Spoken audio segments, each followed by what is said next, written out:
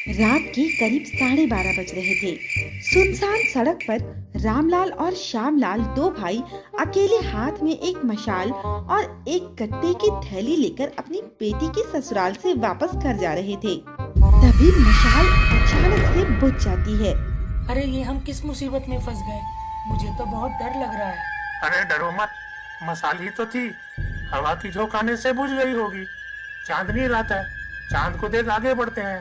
बाकी तो प्रभु है ही, कोई न कोई मदद तो दिख ही जाएगा।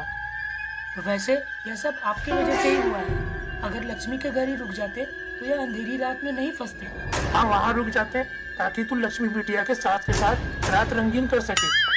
अरे भैया, आपको क्या लग सका? मैं थोड़ी, उसकी सास ही आकर बार बार मेरे पास बैठ रही थी। वो तो दिख ही रहा था। अच्छा, अब यह सब छोड़, थोड़ा खट्टा खाकर पानी पी लेते हैं, जरा ताकत आए, फिर आगे बढ़ते हैं। फिर रामलाल गट्टे की थैली खोलता है।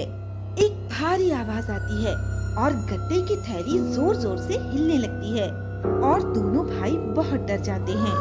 तभी थैली में से एक गट्टा पेटू भूत निकाल कर खाने लगता है।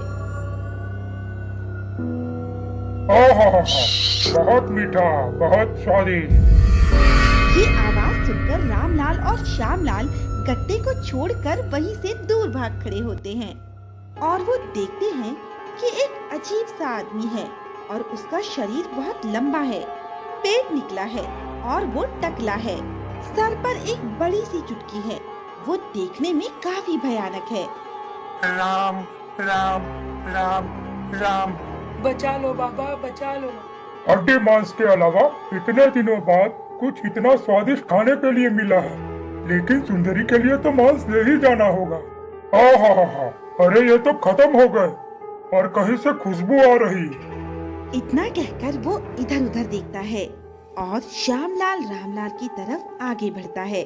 श्यामलाल वैसे तो बहुत डर जाता है, पर वो डर दिखाता नहीं। वो हिम्मत करके उसके पास जाता है और पीछे से उसकी चुटकी काट देता है। ओरी माँ, मर गया रे। इतना मेहनत से चुटकी बनाया था, अब फिर से पूरा टकला हो गया। अब तो सुंदरी मेरे साथ सुहागरात नहीं मनाएगा। ऐसा कहकर भूत अपनी बीवी सुंदरी के पास जाता है। अरे बाबा, तुम लेके आ गया मेरा खाना, लेकिन पहले मैं खाना खा लूं, फिर ही तुम हीटर छूना। अरे पर तुम रोता क्यों है? क्या हो गया? ओरी बाबा, तुम्हारा चुटकी किधर गया? अरे सुंदरी, मेरा चुटकी काट गट्टा वाला आदमी भाग गया। मेरी चुटकी उसके पास है, अब मैं क्या करूँगा? क्या? कौन ले गया और कैसे ले गया? तुम्हारे पास इतनी शक्ति है, फिर भी तुम कुछ नहीं कर पाया। एक चुटकी ही तो था, बाकी तो पूरा टकला है तुम। ओड़ी बाबा, सर पर एक बाल भी नहीं है, मैं क्या टकला में हाथ फेरेगी? तुम पहले जाओ, चुटकी ले आओ, फिर ही सुहागरात मनेगा, नहीं तो कभी देगा ही नहीं मैं। अरे सुंदरी, ऐसा मत करो, मैं तो तब से तुम्हारे प्यार का भूखा हूँ। मैं अभी चुटकी लेकर आता हूँ। और इतना बोलकर भूत उन लोगों को ढूंढने चला जाता है। इधर सुबह हो जाती है और रामलाल श्यामलाल अपने घर पर पहुंचकर काम करने खेत में चले जाते हैं।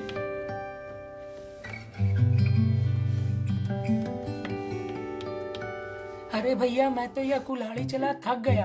तो थोड़ा रात में उंगलियां कम चलाया करना। क्या? अरे मैं कह रहा था कि रात में सोया कर, फोन पर उंगलियां कम चलाया कर। अच्छा, मुझे तो बहुत गर्मी लग रही। जा तू 1 घंटे के लिए घर जा, गर्मी निकाल कर आ। क्या बोल रहे हैं भैया? अभी तो कमला देगी भी नहीं। तो तू खुद कुएं से पानी निकाल कर नहा कर आना, गर्मी चली जाएगी। अरे ऐसा? तो चलो हम दोनों ही कपड़े खोल पास के नदी में डुबकियां लगा लेते हैं। गर्मी ज्यादा है आज, फिर खाना खाकर काम करेंगे। रामलाल श्यामलाल नहाने जाते हैं। जहाँ श्यामलाल अपनी लुंगी में गठिया कर रखा भूत का चुटकी निकाल कर रख देता है। तभी भूत अपनी चुटकी ले लेता है, पर जब वो अपने माथे पर लगाने की कोशिश करता है तो चुटकी लगती ही नहीं। वो बहुत परेशान हो जाता है और रोते हुए कहता है, अरे बाबा, ये लग क्यों नहीं रहा है? और वापस अपनी जंगल में जाता है और सुंदरी से कहता है, सुंदरी, मैं चुटकी ले आया पर लग नहीं रहा। अरे बाबा सुंदरी, अब तुम मेरे को बताओ मैं क्या करूं? अच्छा चलो तुम्हारे माँ के पास जाते हैं और पूछते हैं कि हम आखिर इसमें क्या कर सकते हैं। ओ माँ, माँ। अरे क्या हो गया, ऐसे क्यों रोता है? और तुम्हारी चुटकी किधर गई? फिर पेटू भूत और सुंदरी उनको सारी बातें बताते हैं। तब मोहिनी चुड़ैल कहती है, अरे क्या तुम हमेशा खाने के बारे में सोचता रहता है? तुम अपनी बीवी के चक्कर में पागल हो गया है क्या? अरे माँ, माफ कर दो, भूल हो गया। अब कुछ उपाय बताओ। अब तो तुम्हारी चुटकी तभी वापस आ सकती है जब वो खुद खुशी खुशी उसे तुम्हारे माथे पर लगाए, और इसके बाद तुम मुक्त भी हो सकते हो, यानी हमें छोड़कर भी जा सकते हो। और अगर तुमने चुटकी नहीं लगाया तो तुम कभी सुहाग रात नहीं मना सकेगा, कभी हमारा वंश आगे नहीं बढ़ा सकेगा। इसीलिए तुम जाओ, उनको खुश करो, रिस्क लो। नहीं नहीं, मैं तुम्हारे बिना कैसे रहूंगी? मुझे जाना पड़ेगा, तुम अपना ख्याल रखना सुंदरी। रामलाल श्यामलाल अपनी लुंगी खोज रहे होते हैं कि तभी भूत जाकर कहता है, मुझे तुम्हारी एक मदद चाहिए। मैं तुम्हें परेशान नहीं करने वाला हूँ, मेरी बात पर यकीन करो। मैं कोई बुरा आत्मा नहीं, मैं एक पंडित का आत्मा हूँ। हमें वरदान मिला था कि यह चुटकी की मदद से मरने के बाद भी हम लोग वंश आगे बढ़ा सकता है, पूरा आदमी जैसा जिंदगी जी सकता है। पर तुम लोग मेरा चुटकी काट दिया, जिससे मैं स्वागत नहीं मना पाऊंगा। इसलिए प्लीज मेरा चुटकी वापस दे दो, मैं तुम्हारा कोई भी काम कर दूंगा। अच्छा तो मुझे बस लक्ष्मी बिटिया की सांस दे दो। अच्छा, और यह बात मैं तेरी बीबी को बताऊं?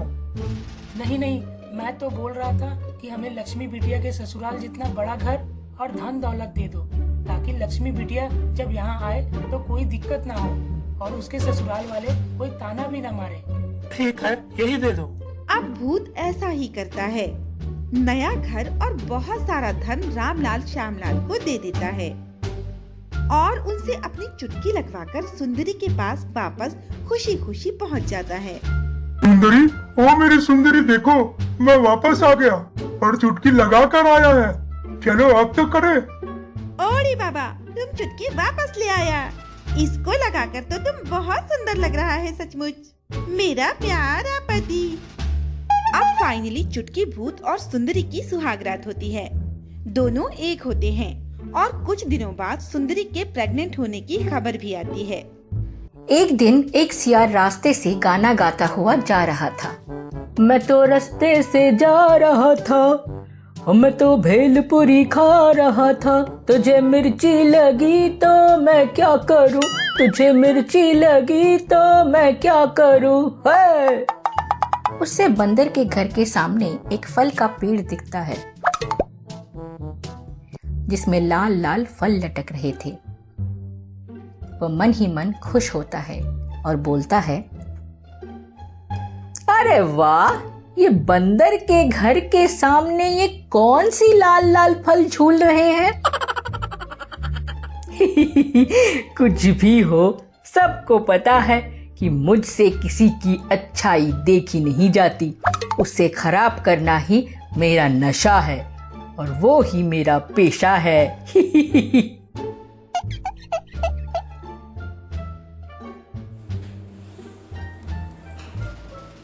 इधर उधर देखता है और उस फल वाले पेड़ को काट देता है। फिर वो वहां से अपने खेत की ओर चला जाता है। खेत में जाके देखता है कि उसकी जमीन पे बारिश का पानी जमा हुआ है। वो बोलता है, अरे यार, इतनी सारी जमीन रहते हुए भी मेरी ही जमीन पर क्यों पानी जमा हुआ। चलो कोई नहीं, मैं अपनी जमीन का पानी किसी और के जमीन पे डाल देता हूँ। मुझे क्या, दूसरे की जमीन का फसल जाए भाड़ में, मैं तो बस अपना देखूंगा। और ये बोलकर उसने अपने जमीन में जमा हुआ सारा पानी आसपास के जमीनों में छोड़ दी। पास वाली जमीन थी एक शेर की और उसने वहां पे गन्ने की खेती कर रखी थी। जब वो सियार वहां पे पानी को पास वाले जमीन पे छोड़ रहा था, शेर और शेरनी अपने गन्ने की खेत को देखने आए।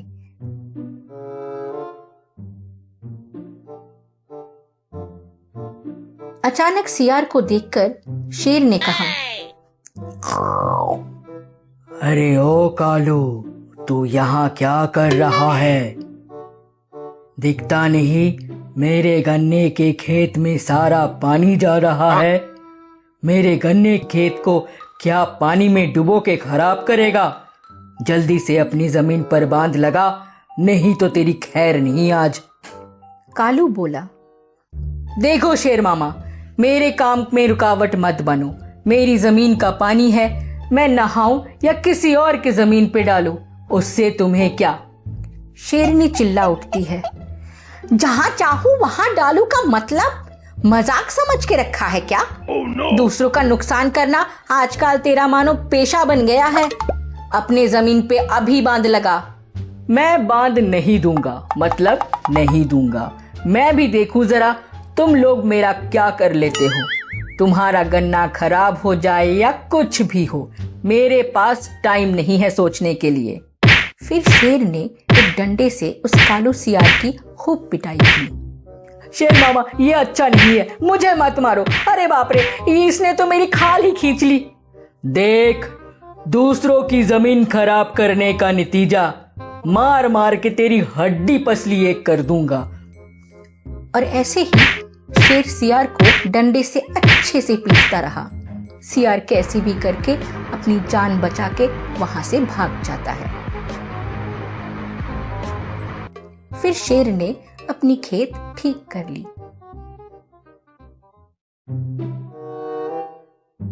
दूसरी तरफ कालू अपने घर पे दर्द के मारे चिल्लाता है। उसकी बीवी सुंदरी उसे दवाई लगा रही है। अरे बाप रे, क्या मारा आज शेर मामा ने।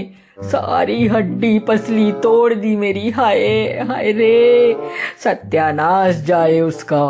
कितनी बेरहमी से कूटा है मुझे। कितनी बार बोला है तुम्हें, दूसरों को परेशान करना छोड़ दो, झमेले में मत पड़ो, मगर कोई सुने तो सही। अरे सुंदरी, दूसरों को परेशान किए बिना मुझे चैन कहाँ मिलता है। वो शेर मामा ने मुझे आज गन्ने से पीटा है, वही गन्ने के खेत की मैं ऐसी की तैसी करके छोड़ूंगा। बाप रे बाप, हाय हाय मेरा पीठ। एक दिन रात को कालू शेर मामा के जमीन पे जाता है और बोलता है, शैतान शेर कहीं का, उसने मुझे इस गन्ने से पीटा है। मेरे शरीर के हर जॉइंट में अभी तक दर्द है। ये गन्ना तुम किसी और को बेच नहीं पाओगे, सारे जाएंगे मेरे पेट में।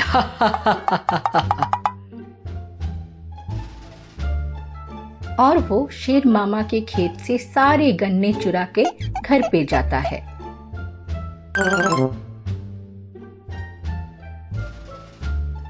अपनी बीवी को बोलता है, सुंदरी ये देख, मैं ये गन्ना शेर मामा की जमीन से चुरा के लाया हूँ, आजा खाते हैं।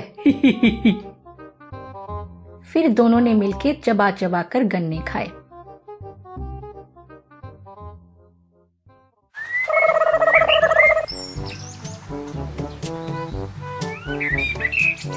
अगले दिन जब शेर मामा जमीन पे गए तो उन्होंने देखा कि जमीन से आधे से ऊपर गन्ने गायब थे। शेर मामा हाय हाय करने लगे और घर लौट गए। उसी रात को वो पहरा देने के लिए पहुंच गए और मन ही मन में बोले, बेटे चोर, मेरे खेत की गन्ने की चोरी, आ जाओ तुम चोरी करने, मजा दिखाऊंगा।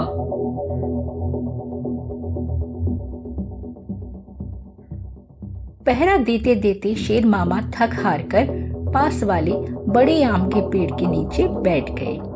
ठंडी हवा में बैठे बैठे उनको नींद आ गई। कुछ देर बाद कालू सियार वहां पे आया और शेर मामा को पेड़ के नीचे सोते देखकर उसको एक बदमाशी सूझी। शेर मामा ने सूझबूझ से गन्ने की खेत में कुछ जगह पर जंगल से लाए हुए बांस लगा रखे थे। कालू सियार उसी को गन्ना समझ के उठा ले गया। उसने वापस से कुछ और गन्ना काट लिया और गांव के बाजार में बैठा रामू गोरिल्ला के पास ले गया। बाजार में रामू गोरिल्ला ने इतने अच्छे और रसीले गन्ने देखकर बोला, अरे वाह कालू, ये गन्ने तो बहुत स्वादिष्ट और रसीले नजर आ रहे हैं। ले, मुझे दे दे इन्हें। बहुत दिनों से ऐसे रसीले गन्ने नहीं खाए मैंने। उसके बाद जैसे ही रामू गोरिल्ला ने गन्ने पे अपनी दांत बिठाई, उसका दांत टूट गया और वो दर्द के मारे चिल्लाने लगा। अरे शैतान कालू, मैंने भला समझ के तुझसे गन्ने खरीदे और तूने मुझे उल्लू बनाया। मुझे गन्ना बोल के बांस दे दिया। अब तेरी खैर नहीं, तो रुक। और रामू गोरिल्ला उसी बात से कालू सियार को पीटना शुरू कर दिया। बाजार में और लोग थे जो कालू से बहुत परेशान थे। सबने भी आके बहती गंगा में अपने हाथ धो लिए।